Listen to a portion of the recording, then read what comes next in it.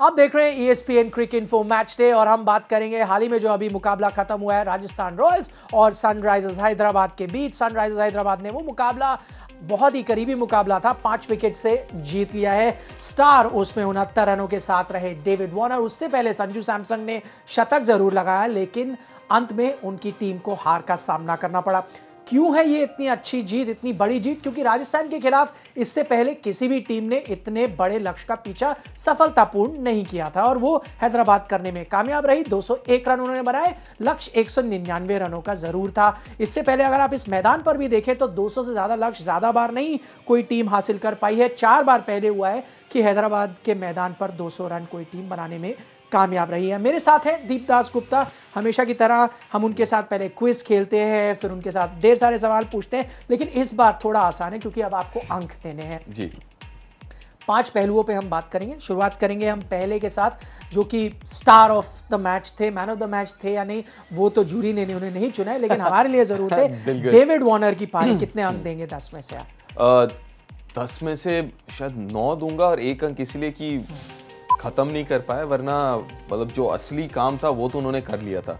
जिसे कहते हैं ना, जो मलाई खाने वाली बात थी वो नहीं खा पाए, लेकिन बाकी काम तो पूरा कर लिया था क्योंकि बहुत ही शानदार पारी थी ये उनकी। और एक जब आप 200 रन 199 लगभग 200 ही लगा लीजिए, आप अगर जब पीछा कर रहे हो तो पहले 6 ओवर का महत्व बहुत ज़्यादा बढ़ जाता है।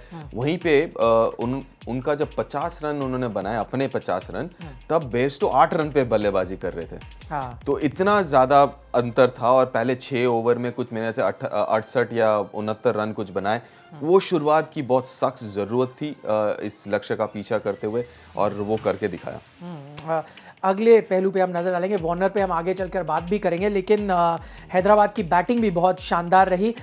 लेकिन अगर सिर्फ वार्नर की बैटिंग देखें, एक उनका बहुत ही दिलचस्प बात ये हो जाती है, एक दिन पहले उनका अंतर्राष्ट्रीय बैन खत्म होता है और एक दिन बाद ये पारी देखने को मिलती है। हाँ, पहले मैच में भी उन्होंने अच्छी पारी खेली, लेकिन स्ट्राइक रेट यहाँ पर 180 का है, उससे भी बेहतर 160 का पिछले मैच में था, 180 तक जाके। देखिए, पिछले मैच में ये आप कह सकते हैं क्योंकि पहले बल्लेबाजी की थी उन लोगों ने। अगर SRH ने पहले बल्लेबाजी की थी तो जब आपको एक सेट करना होता है तो आपके दिमाग में एक टारगेट होता है कि चलिए 180 तक का अगर टारगेट मैं सेट करूं तो वो अच्छा है, पार है इस ग्राउंड पे। तो शायद उस हिसाब से अगर आप देखें तो शायद वो 160, अगर वहां पे भी 200 रन अगर चेस करना होता तो शायद वो भी 180 दिखता आपको स्ट्राइक रेट उनका। लेकिन जो अच्छी बात उनकी ये लगती है, पिछले 3-4 साल से जिस तरीके से अपने आप को ढालते हैं टीम के ज़रूरत के हिसाब से।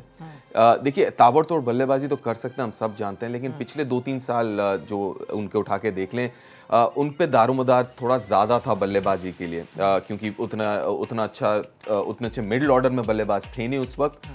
तो तब थोड़े से धीरे खेलते थे, 13वें-14वें ओवर तक कोशिश करते थे बल्लेबाजी करें, लेकिन अब क्योंकि और अच्छे बल्लेबाज आ गए हैं मिडिल ऑर्डर में, तो अब जरा खुल के खेल रहे हैं और जैसे मैंने कहा कि टीम की जो ज़रूरत है उस हिसाब से बल्लेबाजी कर रहे हैं। एक बहुत ही अच्छी पारी आज भी देखने को मिली। हमने बात करी कि उनको तो मैन ऑफ द मैच नहीं दिया गया, Rashid Khan man of the match बने, लेकिन आपसे पूछूं कौन है मैन ऑफ द मैच?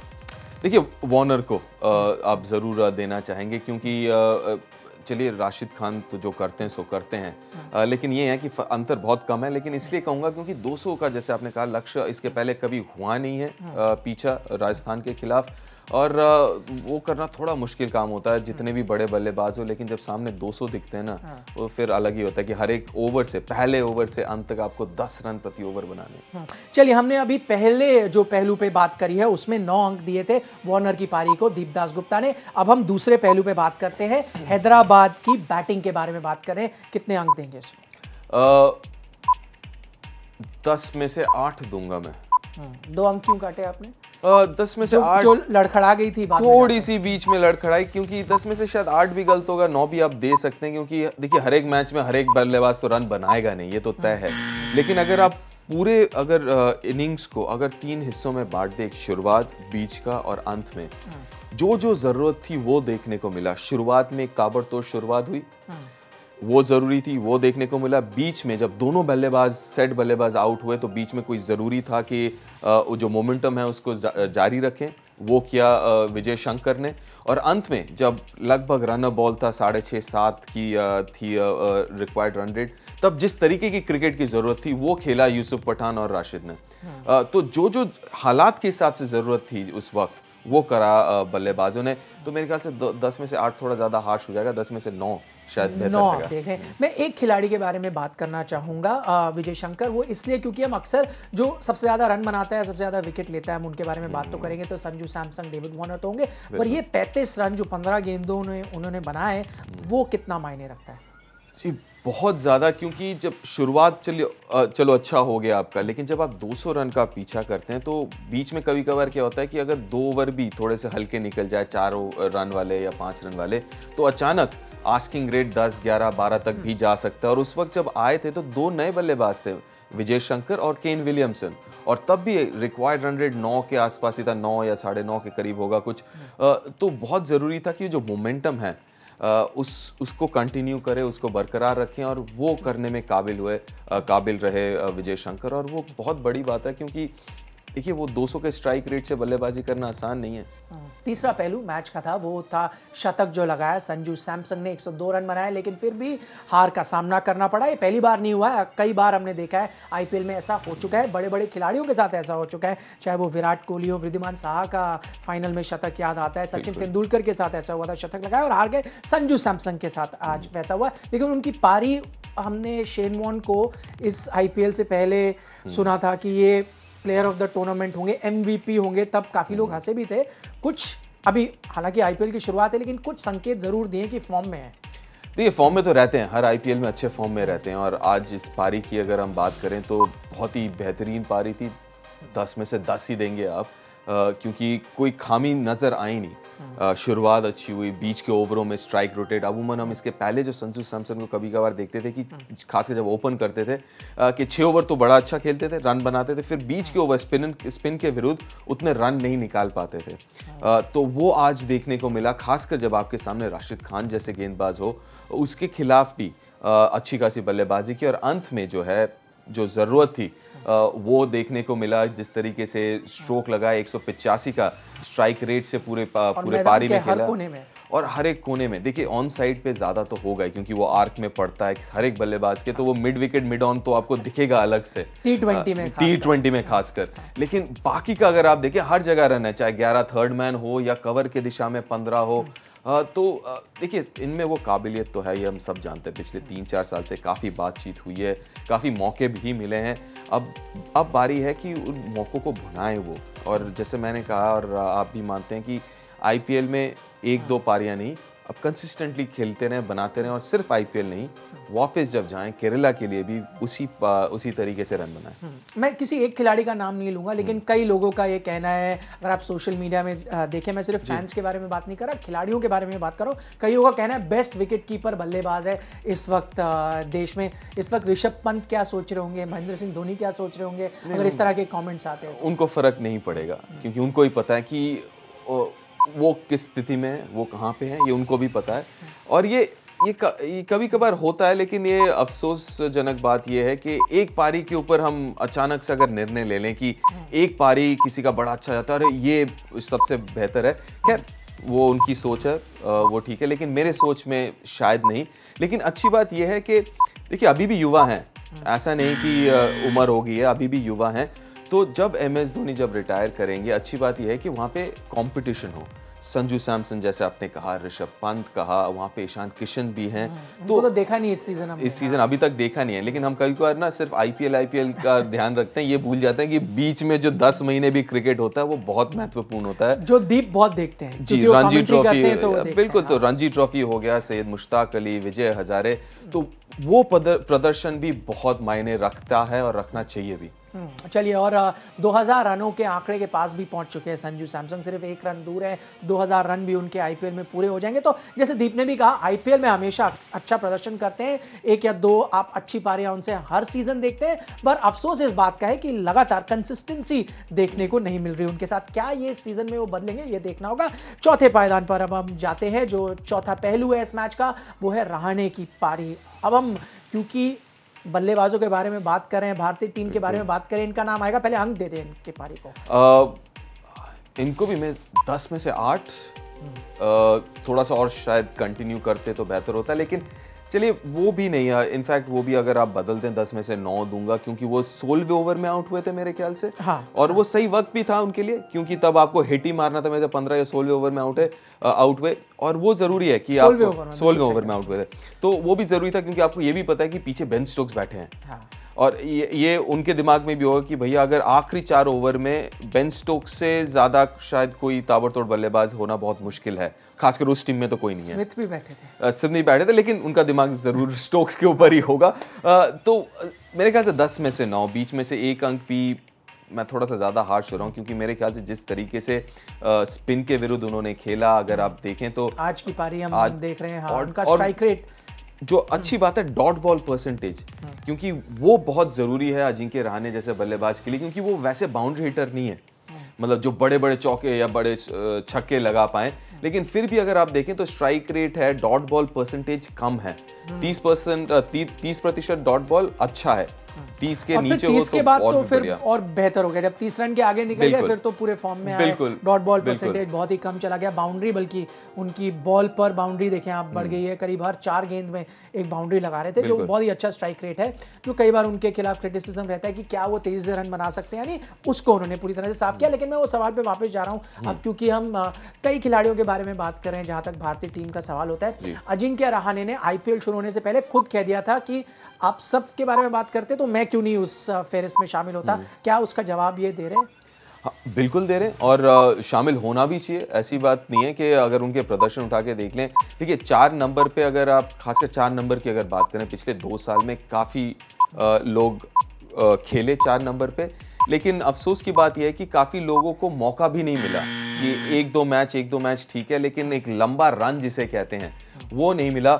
और ये बहुत ही खास है ये रहाणे का वैगन व्हील अगर आप देखें, क्योंकि हम अभी बात कर रहे थे मिड विकेट की, मिड विकेट पे 14 है, लेकिन वो सबसे ज़्यादा नहीं है, ये कवर एक्स्ट्रा कवर के ऊपर 16, जो कि बहुत मुश्किल काम है। ये और एक चीज़ जो बतलाता है इनके बारे में कि ये टच प्लेयर हैं, ये वो पावर हिटर नहीं है जो आर्क में पड़ी गेंद और मिड विकेट के ऊपर से लंबा छक्का वगैरह, टच प्लेयर हैं, ये खासियत है उनकी। और दोबारा अगर हम चलें वो इंडियन टीम के बारे में, तो एक चीज़ तो जो मुझे लगता है कि क्योंकि थोड़े चुपचाप रहते हैं, उतना ज़्यादा बोलते नहीं है, मीडिया में उतना ज़्यादा नहीं आते हैं। बदल रहा है लेकिन वो धीरे धीरे, हाँ वो अच्छी बात है। और ये देखिए इस ज़माने में बदलना भी बहुत ज़रूरी है, क्योंकि अगर वो चलता है तो वो ज़रूरी है। हाँ, क्योंकि और एक चीज़ क्या होता है ना, जब आप कहते हैं कि हाँ मैं तैयार हूँ, तो आप कहीं ना कहीं सबकॉन्शियस माइंड में अपने ऊपर भी दबाव ला रहे हैं कि भैया बोल तो दिया, अब करना भी पड़ेगा, जो कि अच्छी बात है। वो बतलाता है कि आप कितने कॉन्फिडेंट है अपने ऊपर, अपने दबाव झेल रहे हैं, आप वो भी दिखा ले रहे हैं। बिल्कुल। और ये भी सोचने वाली बात है, शायद अगर सही मानों में देखें तो 32-33 साल के हो गए, तो वर्ल्ड कप के नज़रिए से शायद हो सकता है ये आखिरी मौका हो वर्ल्ड कप खेलने का। तो उनको भी पता है कि शायद ये आखिरी मौका हो सकता है, तो भैया सब कुछ झोंक दो जो भी है इस वर्ल्ड कप के पहले। वर्ल्ड कप के बारे में बात हो रही है, ये तो अच्छी सरदर्दी है, ऑप्शंस होना अच्छी सरदर्दी है। अब लेकिन एक ऐसी सरदर्दी जो शायद विराट कोहली नहीं चाहते होंगे, वो है भुवनेश्वर कुमार का फॉर्म। उस पर हम आएंगे, वो हमारा 5वां पहलू है। भुवनेश्वर कुमार की बॉलिंग कितने अंक देंगे, सिर्फ आज के मैच के बारे में 10 में से 4। कभी आपने सोचा था T20 क्रिकेट, अगर पिछले IPL के बाद मैं आपको कहता हो सकता है अगले सीजन आपसे मैं भुवनेश्वर कुमार के अंक मांगू 10 में से, तो आप बोलोगे किसी भी दिन शायद 7 से कम मैं नहीं। बिल्कुल सही। पर आज आपको 4 देने पड़ रहे हैं। देख के थोड़ा सा देखिए, एक चीज़ तो है कि पिछले 6-8 महीने में काफ़ी मैचेस मिस किए उन्होंने चोट के चलते। चोट अभी भी याद है कि शायद फाइनल्स में उतने 100%, फाइनल वनडे में 100% फिट नहीं थे इंग्लैंड के खिलाफ, फिर भी खेला उन्होंने, फिर बाहर रहे पूरे इंग्लैंड सीरीज़ में, फिर आए 2-3 मैच खेला, फिर इंजर्ड हो गए। तो कभी कभार क्या होता है ना, वो लय प्राप्त करने में थोड़ा सा वक्त लगता है, और जो कि मुझे लग रहा है इस वक्त हो रहा है। एक तो मानसिकता भी होती है, क्योंकि आप जब इतने लंबे दौरे से आप बाहर चले जाते हैं दौरे के लिए। इनका सबसे एक्सपेंसिव स्पेल भी है IPL में, जो 55 रन दिए इन्होंने 4 ओवर डालकर। अगर आप देखें तो ये देखिए दूसरे नंबर पे आता है ये।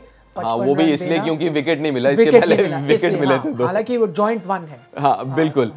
लेकिन देखिए एक चीज़, ये सिर्फ आज के मैच के बारे में नहीं यार, हम इसके बारे में पहले भी चर्चा कर चुके हैं कि पिछले 2-3 मैचों में वो भुवनेश्वर कुमार हमें दिखा नहीं है जिसकी आदत सी पड़ गई है पिछले 2-3 सालों में हमें। चाहे आप वो ऑस्ट्रेलिया के खिलाफ सीरीज देख लें या इस पहला मैच भी उठा के देख लें, हालांकि पहले मैच में एक ही ओवर में 21 पड़ गया था, लेकिन बट मेरा ये मानना है कि काबिलियत की कोई कमी नहीं है। ये थोड़ा सा फॉर्म वाली जो बात है, जो उनमें वो टेम्परामेंट है ना, वो बहुत खास है इनका, और मुझे कोई शक नहीं है कि वो वापस आएंगे, वापसी करेंगे।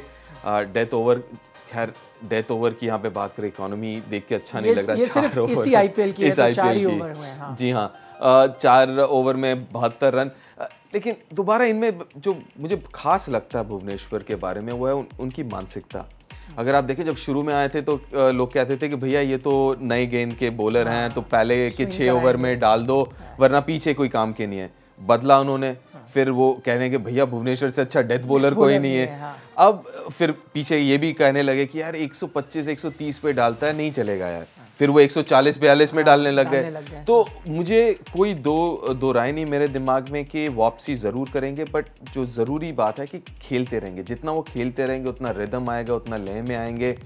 थोड़े से जो डीमंस हैं दिमाग में कि शायद फिटनेस के बारे में हो या कुछ भी हो, वो खेलते खेलते निकल जाएगा। एक कारण शायद ये भी हो सकता है भुवनेश्वर कुमार के साथ, अक्सर हम देखते हैं तेज गेंदबाज भारतीय टीम में बहुत जल्दी आ जाते हैं क्योंकि इतनी कमी होती है। भुवनेश्वर के साथ ऐसा नहीं हुआ था, कई सीजन उन्होंने यूपी के साथ बिताए, रणजी ट्रॉफी खेला, उसके बाद आए, तो यही वो एक्सपीरियंस काम आता है। जैसे दीप बता रहे, जब कठिन परिस्थिति आती है उससे कैसे उभरा जाए, वो भुवनेश्वर कुमार अच्छी तरह से जानते हैं। ये दौर भी शायद उनका पीछे जा सकता है। बहुत बहुत शुक्रिया दीप हमारे साथ बात करने के लिए। आप देख रहे थे ESPN cricket info match day. एक ही मुकाबला देखने को मिला, लेकिन हाई स्कोरिंग मैच था। शनिवार को 2 मैचेस होंगे, हम आपसे तब मुलाकात करेंगे। फिलहाल हमें इजाजत दीजिए।